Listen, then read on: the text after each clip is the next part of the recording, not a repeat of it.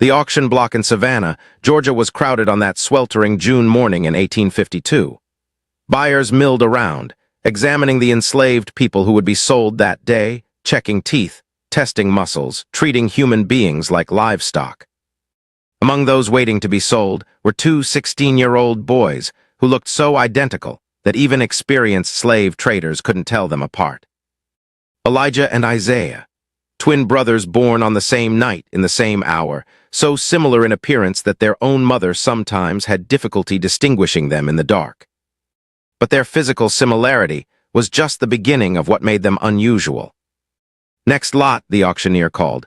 Twin boys 16 years of age, strong, healthy, good workers, sold together or separately. A plantation owner named Colonel James Mercer stepped forward. He was looking for field hands for his cotton plantation outside Augusta, and twin boys were intriguing. They'd be able to work as a team, communicate easily, potentially be more productive than unrelated workers. "How much for both?" Mercer asked. $1,200 for the pair. "I'll give you 1,000. 1,100, and that's my final offer." "Done." Just like that, Elijah and Isaiah's fate was sealed. They were loaded into a wagon with 3 other newly purchased enslaved people and transported to Mercer Plantation, 150 miles inland. During the journey, the other enslaved people, a woman named Ruth, a man named Moses, and a teenage girl named Sarah, noticed something strange about the twins. Elijah and Isaiah never spoke to each other, not once during the entire 3-day journey. Yet they seemed to communicate perfectly. When one twin reached for water, the other would hand it to him before he asked. When Isaiah stumbled over a rut in the road, Elijah steadied him before he could fall, as if he'd known it was coming. When Elijah felt hungry, Isaiah would pull out the meager food rations and divide them before his brother said anything. "How do you two do that?" Sarah asked on the second day. "Talk without talking." Elijah and Isaiah looked at each other, then back at Sarah. Elijah spoke for both of them. "We've always been like this. Since we were babies, our mama said, we just know what the other one's thinking, what they're feeling, what they need." "That's not natural," Moses said, his tone somewhere between awe and suspicion. "It's natural for us," Isaiah replied quietly. "We're twins, we shared the womb, maybe we shared something else too, something deeper." Ruth, who was older and had seen many things in her 40 years of enslavement, studied the boys carefully. "You two need to be careful," she said finally. "White folks don't like things they can't explain. You start showing off what you can do, they'll either try to use it or they'll fear it. Either way ends badly for you." "We don't show off," Elijah said. "We've learned to be careful, most people don't even notice." But Ruth had noticed, and she wondered what else these unusual twins could do. Mercer Plantation was brutal, even by the standards of 1852 Georgia. Colonel Mercer ran it with military precision and harsh discipline. His overseer, a cruel man named Boone, believed in using the whip liberally to maintain control. Elijah and Isaiah were assigned to the cotton fields, working from sunup to sundown alongside 40 other enslaved people. The work was backbreaking, chopping weeds in the spring, picking cotton in late summer and fall, maintaining the fields in winter. But the twins worked in perfect synchronization. When Elijah's row of cotton was difficult, Isaiah somehow knew and would adjust his own pace to stay even with his brother. When Isaiah's back began to ache, Elijah would take on slightly more work without being asked, evening out the burden. Boone noticed this unusual coordination after the first week. "Those twins," he told Colonel Mercer, "there's something odd about them. They work together too well, like they're reading each other's minds or something." "Reading minds?" Mercer laughed. "They're just twins, Boone. They've been together their whole lives. Of course they work well together." "It's more than that, sir. Watch them sometime. They never talk to each other, but they always know what the other one's doing. Where the other one is, it's unnatural." "Unnatural or not, they're productive. They pick more cotton than most of the other workers. As long as they keep that up, I don't care if they communicate through telepathy." But Boone did care, because he couldn't understand it, couldn't control it, and that made him nervous. So he began to test the twins.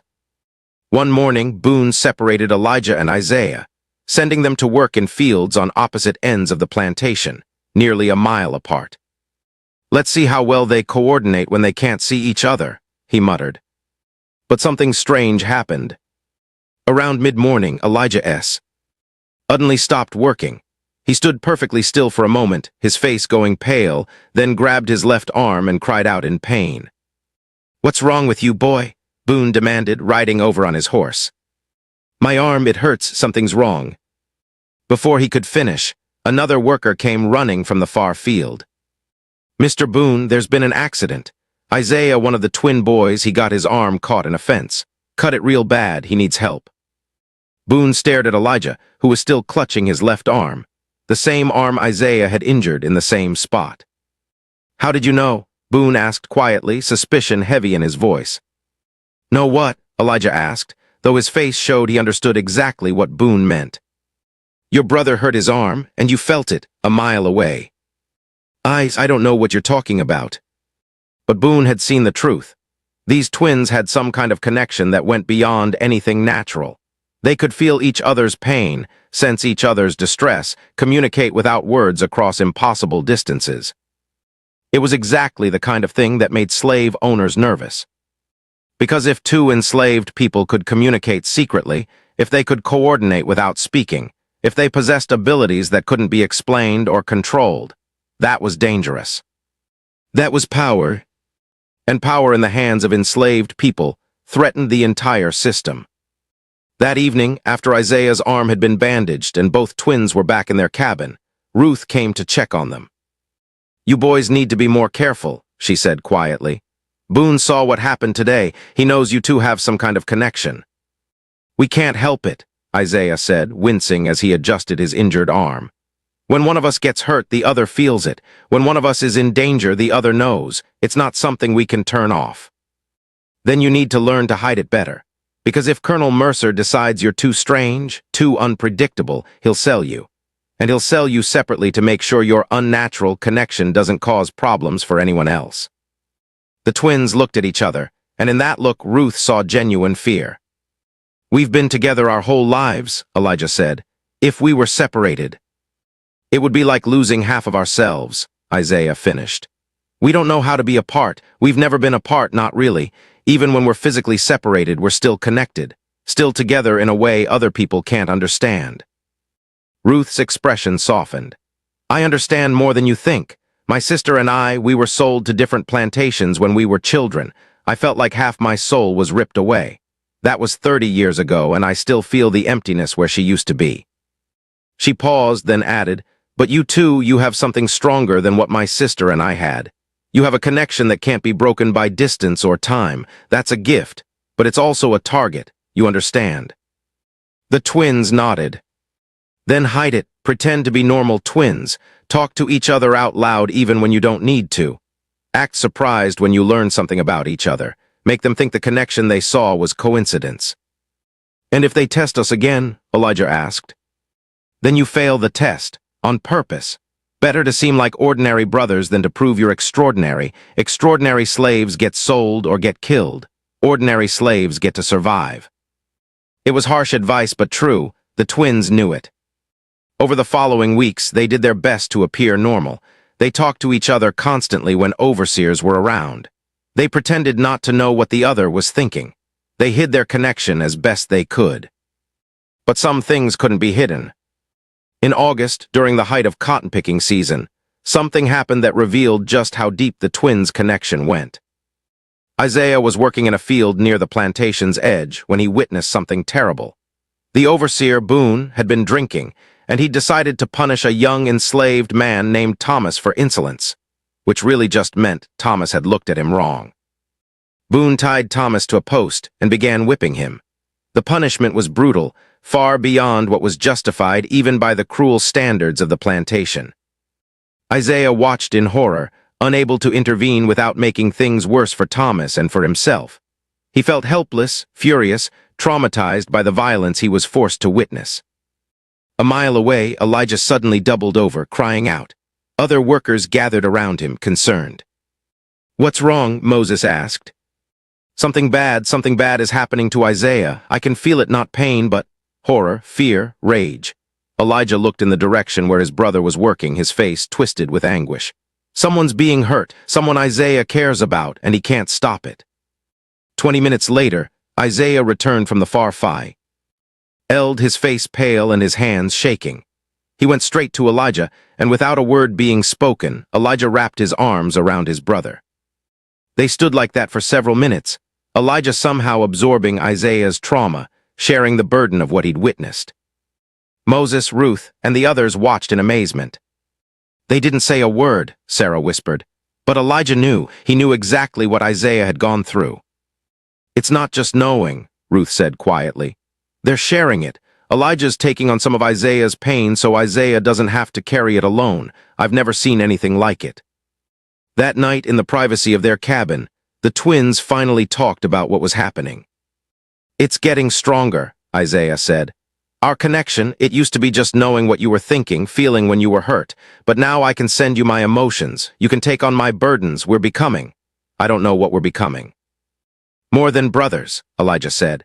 "More than twins. It's like we're two halves of the same soul, and the longer we're together, the more we merge into one being living in two bodies." "Does that scare you?"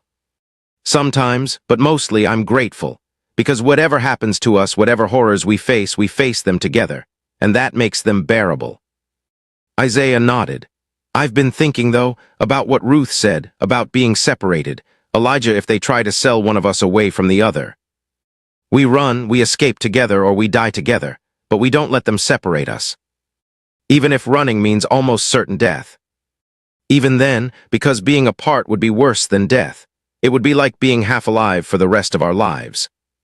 They clasped hands, their connection flaring stronger for a moment, a shared determination flowing between them. They would stay together, no matter what it cost. Word of the unusual twins spread beyond Mercer Plantation. Slave owners talked, and stories had a way of traveling through the network of plantations that dotted the Georgia countryside. By October 1852, a wealthy plantation owner named Dr. Nathaniel Blackwood had heard about Elijah and Isaiah.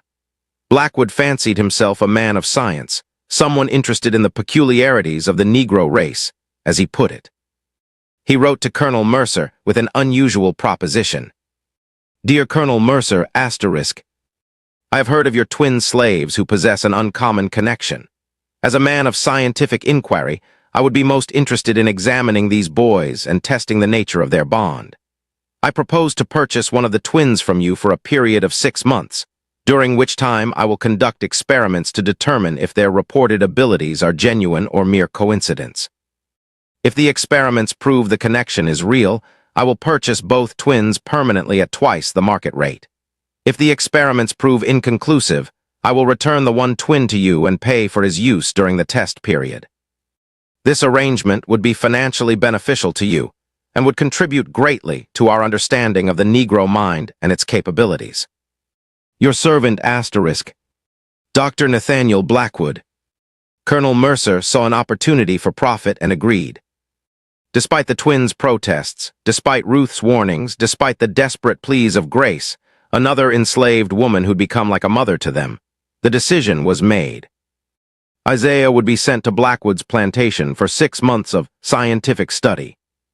The night before the separation, Elijah and Isaiah barely slept. They lay side by side in their cabin, hands clasped, their minds intertwined, desperately trying to memorize every detail of each other's presence. "We'll still be connected," Isaiah said, trying to sound confident. "Distance won't break what we have." "I know, but Isaiah, I'm scared. What if this Dr. Blackwood hurts you? What if he does things to test our connection that cause you pain? I'll feel it, but I won't be able to help you." "Then you'll bear witness. You'll remember. And when we're together again, we'll make sure everyone knows what he did. And if we don't get back together, if he buys you permanently and takes you somewhere I can't find you." Isaiah squeezed his brother's hand. "Then I'll escape. I'll find my way back to you. I don't care how long it takes or how far I have to travel. We're not meant to be apart, Elijah. The universe itself won't allow it. I believe that." Elijah wanted to believe it too. But as morning came and a wagon arrived to take Isaiah away, he felt terror like he'd never known. As Isaiah climbed into the wagon, the twins locked eyes one last time. And then they tested their connection deliberately, consciously, with full awareness of what they were doing. Elijah sent a thought, clear and focused. "I love you, brother, stay strong." Isaiah's eyes widened. He'd received it, not just the general sense of Elijah's emotions, but actual words, actual thoughts transmitted directly from one mind to another. Isaiah sent back, "I love you too, we'll survive this, together even when we're apart." The wagon pulled away, but the connection didn't fade.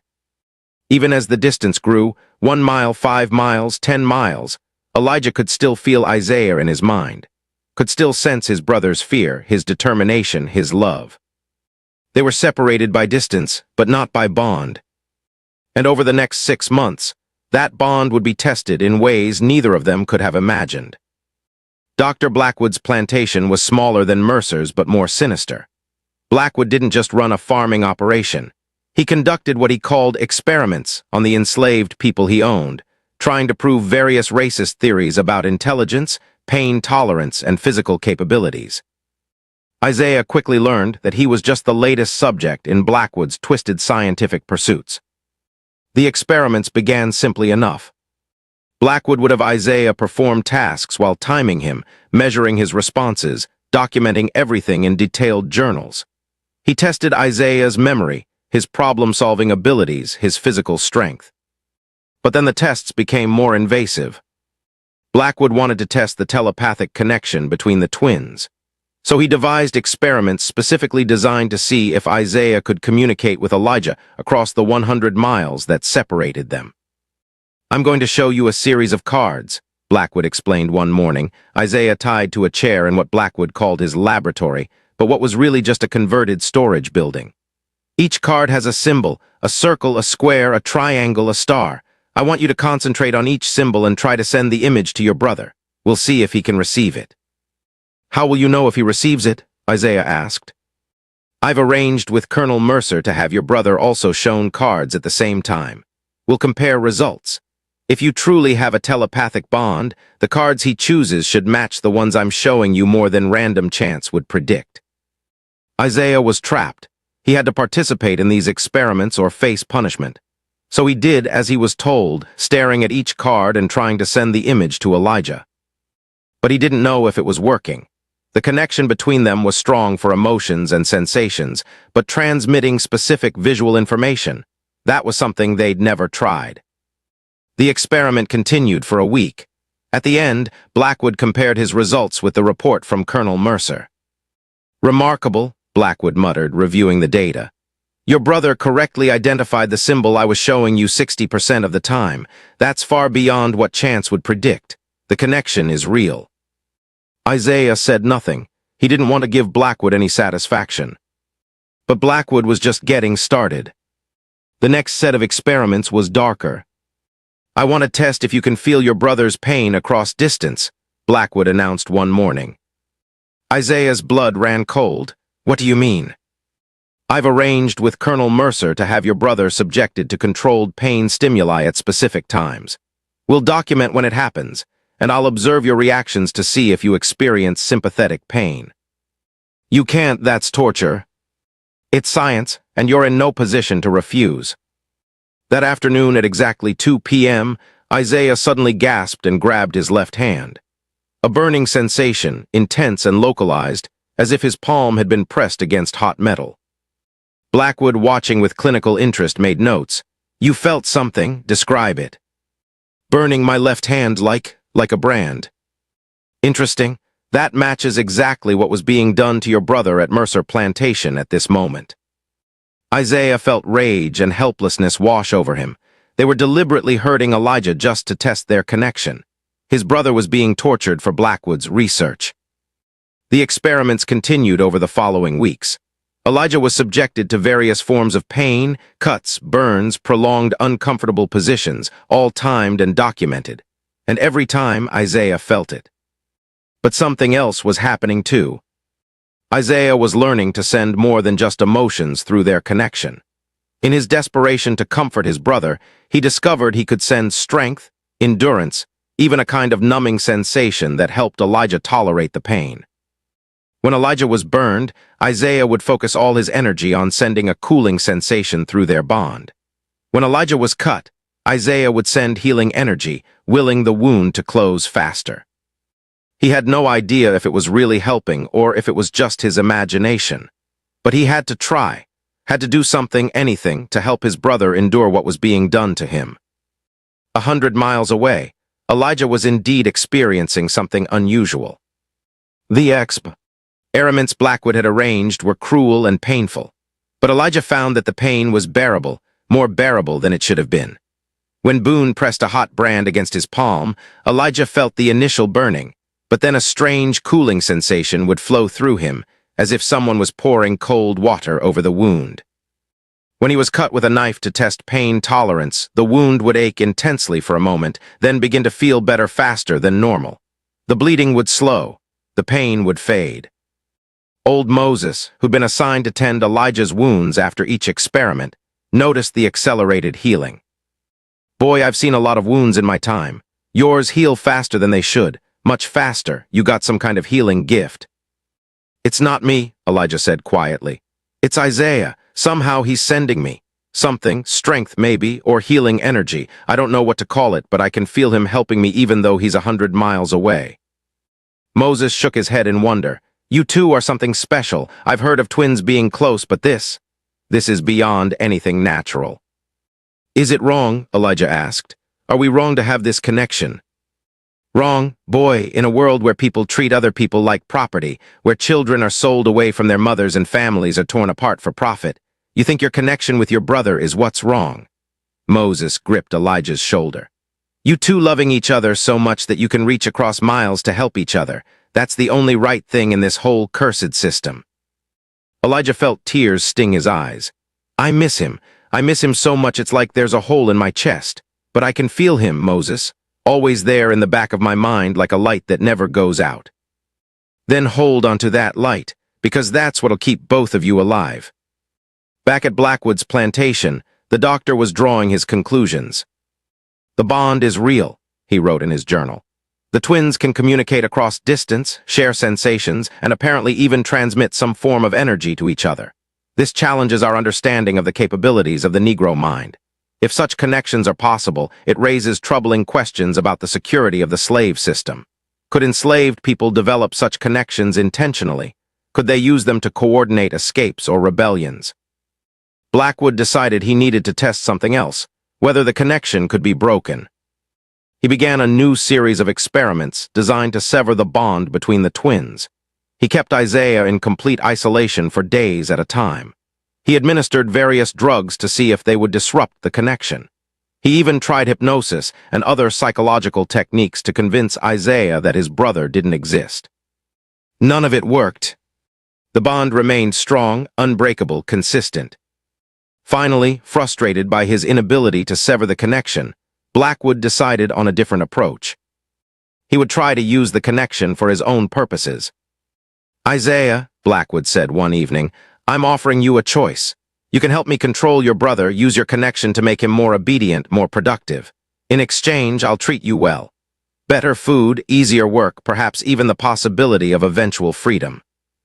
"Or," Isaiah asked, already knowing there was a second option, "or I can continue these experiments indefinitely. Make your life and your brother's life a constant cycle of pain and testing. The choice is yours." Isaiah looked at Blackwood with contempt. "I'll never use our connection to harm my brother. Never. Do what you want of me. Hurt me, torture me, kill me. But I won't betray Elijah." Blackwood's face darkened. "You're making a mistake." "Maybe, but it's my mistake to make. And I'd rather die with my integrity intact than live as your tool." That night, Blackwood increased the intensity of his experiments, but no amount of pain could break Isaiah's resolve. Because across the miles, he could feel Elijah's love, Elijah's strength, Elijah's unwavering support. They were suffering separately, but they were enduring together. And that made all the difference. 5 months into the 6-month trial period, both twins had reached their breaking point. Isaiah had endured months of experiments, isolation, and psychological manipulation. His body bore scars from Blackwood's tests, and his mind was exhausted from the constant strain of maintaining his connection with Elijah while resisting Blackwood's attempts to weaponize it. Elijah, meanwhile, had suffered through his own parallel torture at Mercer Plantation. Every pain Isaiah felt, Elijah experienced an echo of. Every moment of Isaiah's despair, Elijah shared. The constant drain of sending healing and comfort to his brother across the distance had left him hollow and weak. One night in late March 1853, as Isaiah lay in his locked cab and at Blackwood's plantation, he made a decision. They had to escape, both of them, at the same time. It was an impossible plan. They were 100 miles apart. Neither of them had freedom of movement, money, resources, or detailed knowledge of the route between the two plantations. The odds of successfully coordinating an escape without being able to speak to each other directly were astronomical. But they had something that no one else had, their connection. Isaiah focused his mind and sent a clear, directed thought to his brother. "Elijah, can you hear me?" 100 miles away, Elijah sat bolt upright in his cabin, his brother's voice clear in his mind. "Isaiah, yes, I can hear you." Neither twin understood how they could suddenly communicate in actual words, in coherent thoughts, when before their connection had been mostly emotions and sensations. But somehow, after months of forced separation, of sending comfort and strength across the distance, their bond had evolved. They could now speak mind to mind, as clearly as if they were standing next to each other. "We need to escape," Isaiah sent, "both of us, at the same time. If we run separately, they'll catch us. But if we run together, if we coordinate perfectly, we might have a chance." "How?" Elijah asked. "We're 100 miles apart. We'd have to time everything perfectly, travel through unfamiliar territory, avoid patrols. We use our connection. We can feel each other's location, sense each other's direction. We run toward each other, meet in the middle. Then we head north together." "That's insane." "Yes, but staying is death. You know it, I know it. Another month of this and we'll both break." Elijah thought about this. His brother was right. Blackwood's experiments were destroying Isaiah. The echoes of pain were destroying Elijah. And at the end of the 6-month trial, Blackwood would probably buy both of them permanently, separating them forever or subjecting them both to his twisted research.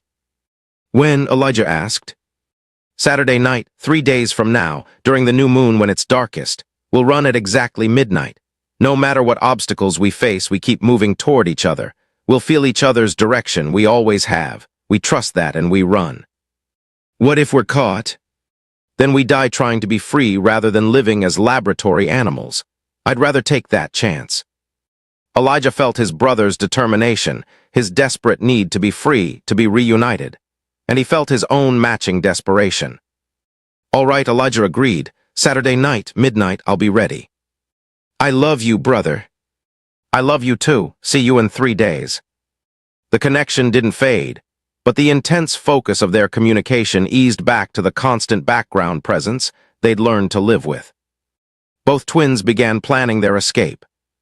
Isaiah's preparation was limited by his isolation and the constant watch Blackwood kept on him. But he managed to steal a knife from the kitchen, hide a small supply of food, and observe the patterns of the night patrols. Blackwood's plantation had fewer guards than Mercer's, but it was also more isolated. Isaiah would have to cover several miles through unfamiliar territory before even reaching the main road north. But he had one advantage. He could sense Elijah's location as clearly as if his brother was a beacon in the darkness. No matter how lost he got, he'd always know which direction to travel. Elijah's preparations were more extensive. Ruth and Moses, having noticed his deterioration over the past months and guessing that something was driving him to desperation, quietly helped him gather supplies. "You're planning something," Ruth said one evening. "Something dangerous." Elijah hesitated, then nodded. "I need to get to Isaiah. We can't be apart any longer. It's killing us both." "Then you're escaping." "Yes." "You'll need help, real help. I can get word to some people who assist runaways. They can't promise anything, but they might be able to provide a safe house or guidance." "Ruth, if you help me and they find out." "Let me worry about that. You just focus on staying alive and finding your brother." She gave him the name of a place. "Follow the North Star to Freedom's Creek, look for a house with a red door," and wished him luck. Moses provided something else, a weapon, a knife he'd carefully hidden for years, waiting for the right moment to use it. "Take this. If anyone tries to stop you, you defend yourself. Understand, your life is worth more than your status as a slave. Don't let anyone tell you otherwise." Elijah gripped the knife, feeling its weight, understanding that accepting it meant accepting he might have to kill someone to gain his freedom. "Thank you," he whispered, "both of you for everything." "Don't thank us," Ruth said.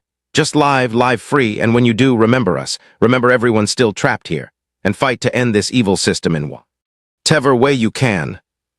"I will, I promise." Saturday came. The hours crawled by with agonizing slowness. At Blackwood's plantation, Isaiah spent the day forcing himself to appear normal, to not arouse any suspicion.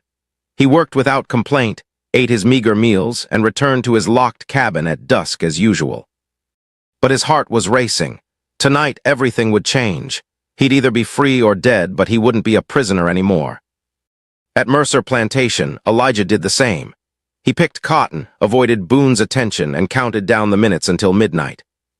As darkness fell, both twins prepared themselves mentally for what was coming. They checked their supplies one last time. They tested the sharpness of their knives. They waited. At 11:45 p.m., Isaiah picked the lock on his cabin door, a skill he'd been practicing for weeks. He slipped out into the darkness, moving silently toward the edge of Blackwood's property. At 11:50 p.m., Elijah crept out of his own cabin, avoiding the areas where he knew guards patrolled. He made his way to the northern fence line, the boundary beyond which lay freedom or death. At exactly midnight, both twins ran. Isaiah sprinted into the darkness, his mind focused on one thing: the pull he felt toward the north, toward where his brother was located. It was like an invisible thread connecting them, tugging him in the right direction no matter how many times he had to turn or detour around obstacles. Elijah ran south, following the same invisible pull, knowing with absolute certainty that every step brought him closer to Isaiah. Behind Isaiah, shouts erupted. Someone had discovered his absence. Dogs began barking. The alarm was raised. Behind Elijah, similar chaos erupted.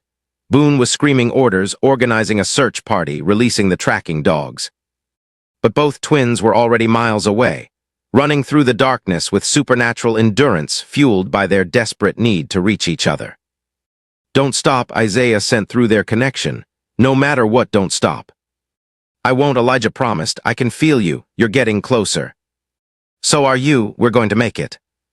They ran for hours, through forests and fields, across streams and over hills. When exhaustion threatened to overwhelm them, they drew strength from each other through their bond. When fear made them want to hide, they felt each other's determination and kept moving. By dawn, they were only 10 miles apart. And that's when the real danger began. The sun rose on Sunday morning to reveal a massive manhunt in progress. Blackwood and Mercer had both discovered their missing slaves and had immediately organized search parties. When they realized the twins had escaped simultaneously, they understood what was happening. The twins were trying to reunite. "They're heading toward each other," Blackwood told Mercer when they met at a point roughly midway between their plantations. "They have some kind of homing instinct. If we can predict their meeting point, we can intercept them." "But where will they meet?" Mercer asked. "We're talking about nearly 100 miles of territory. They could be anywhere." "Not anywhere. They'll be drawn to each other like magnets. They'll meet somewhere along this corridor." Blackwood traced a line on a map. "We set up checkpoints here, here, and here. Deploy slave catchers at each point. When the twins try to pass through, we'll have them." It was a sound strategy, and it nearly worked. By mid-morning, Elijah and Isaiah were only 5 miles apart. They could feel each other more intensely than ever before. Not just a vague sense of direction, but actual proximity. They were so close that their thoughts began to blend together, their consciousness starting to merge. "I can almost see through your eyes," Isaiah sent in wonder. "I can see the trees you're passing, the stream you're crossing." "Same here," Elijah replied. "It's like we're becoming one person again, like we're returning to how we were meant to be." But as they converged, they both sensed danger ahead. Armed men, dogs, a checkpoint designed to stop runaways. "There are slave catchers blocking the main road," Isaiah warned. "I can sense 3 of them, maybe 4, all armed. We can't go around. It will add hours to our route and they'll adjust their positions. We have to go through." "How? We can't fight armed men." Elijah thought frantically. Then an idea came to him, born from months of sending healing energy to his brother, of manipulating the life force that flowed between them. "What if we don't fight them directly? What if we—" What if we use our connection as a weapon? What do you mean? When I've been healing you, I've been manipulating energy, life force. What if we could do that to others, not heal them, but disrupt them, confuse them, make them see things that aren't there? Isaiah understood immediately.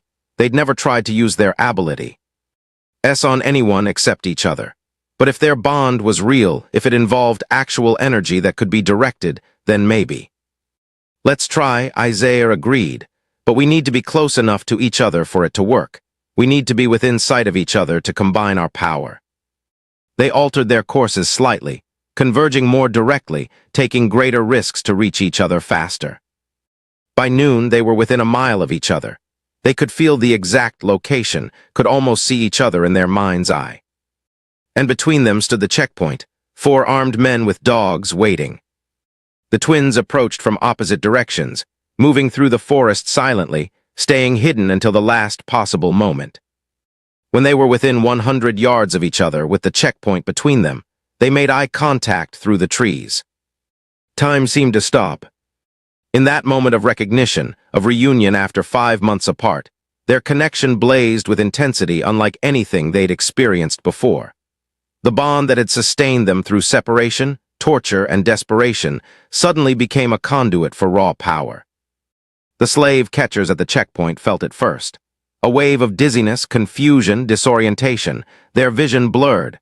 The forest around them seemed to shimmer and shift. "What's happening?" one of them shouted. "I can't see straight." The dogs began whining, pulling at their leashes, sensing something unnatural in the air. Elijah and Isaiah stepped out of the forest simultaneously, approaching the checkpoint from opposite sides. They locked eyes, and the power between them intensified. One of the slave catchers raised his rifle, but his hands were shaking so badly he couldn't aim. Another dropped to his knees, overcome by vertigo. The twins walked forward, never breaking eye contact, the energy crackling between them like lightning. They reached each other in the center of the checkpoint, embracing fiercely, and the moment their bodies touched, the power exploded outward in a wave that knocked the slave catchers unconscious and sent the dogs fleeing in terror. When the wave subsided, Elijah and Isaiah stood alone at the checkpoint, holding each other, whole again after 5 months of painful separation. "We did it," Isaiah whispered. "We're together." "We're together," Elijah confirmed, "and we're never being separated again." They picked up supplies from the unconscious slave catchers, food, water, a rifle, and ran north toward freedom, toward a future they would shape together. Behind them, when the slave catchers regained consciousness an hour later, they could barely remember what had happened. They reported seeing 2 young black men who somehow made them dizzy and confused, who possessed some kind of unnatural power. Blackwood and Mercer, hearing this report, realized they were dealing with something beyond their understanding or control. "Let them go," Blackwood said finally. "Those twins are more trouble than they're worth, and if word gets out that we lost them despite our best efforts, if people start believing they have supernatural powers, it could inspire other slaves to attempt escape." "But they're our property," Mercer protested. "They were our property. Now they're a liability. File the loss, claim they died during escape attempt, and move on. Trust me, Colonel, you don't want those 2 coming back here with vengeance on their minds." Mercer reluctantly agreed. Official reports were filed stating that the twins had been killed during their escape attempt, their bodies lost in a swamp. But in reality, Elijah and Isaiah were very much alive, running north toward freedom with their impossible bond stronger than ever. The journey north took 3 weeks. Elijah and Isaiah traveled mostly at night, using their connection to avoid patrols and sense danger before it found them. The Underground Railroad network helped them when they needed it, providing safe houses, food, and guidance. But even with help, the journey was grueling.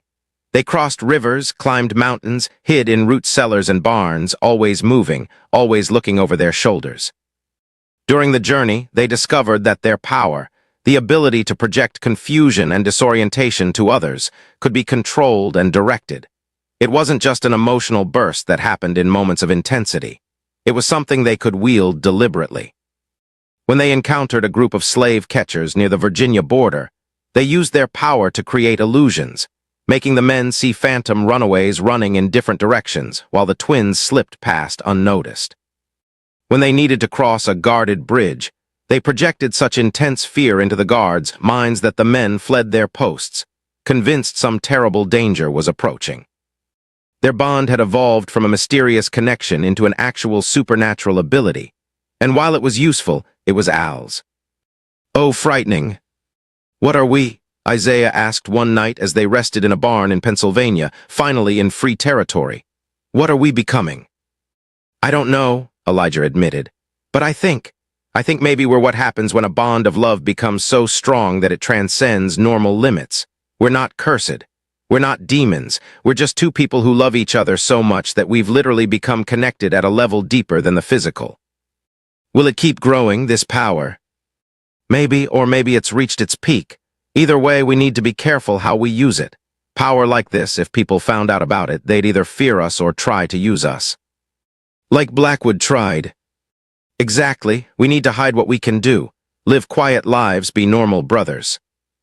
Isaiah laughed bitterly. We've never been normal, Elijah, never will be. Then we'll be extraordinary brothers living quiet lives. Can you live with that?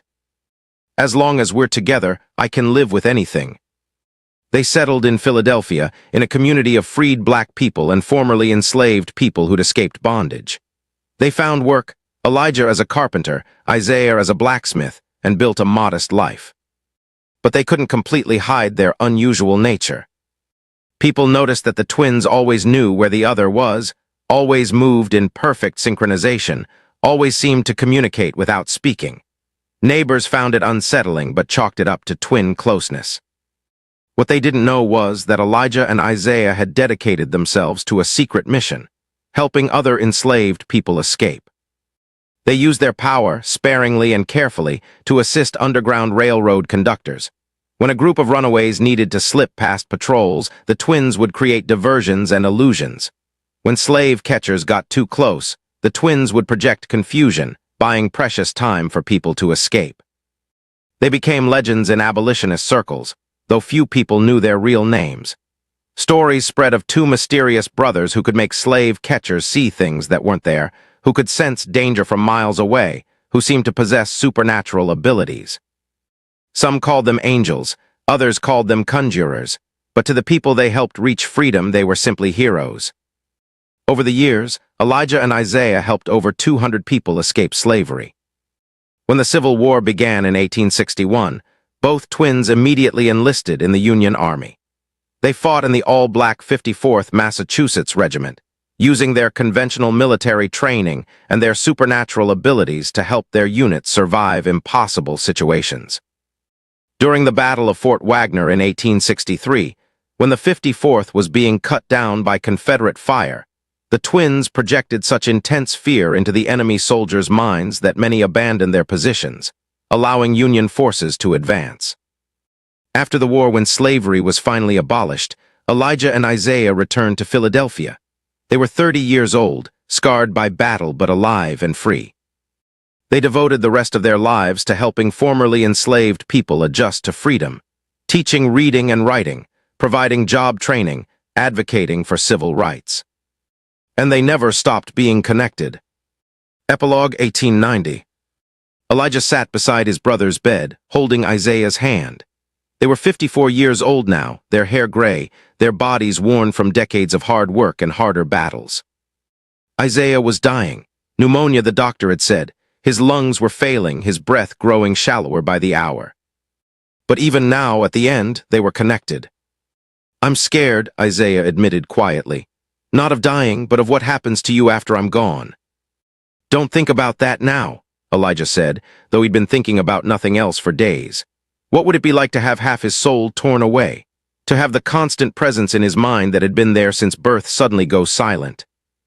"Elijah, promise me something." "Anything. Promise me you'll keep living, really living, not just surviving. I need to know that even when I'm gone, you'll keep fighting for justice, keep helping people, keep being the man we became together." "I promise." Isaiah smiled weakly. "We had a good life, didn't we? Despite everything, despite the slavery, the separation, the war, we lived it together, we mattered." "We did, we do." Isaiah's breathing grew more labored. Elijah felt their connection beginning to fade, like a light slowly dimming. Elijah, I'm here, brother, I'm right here. I can't feel you as strongly. The connection it's fading.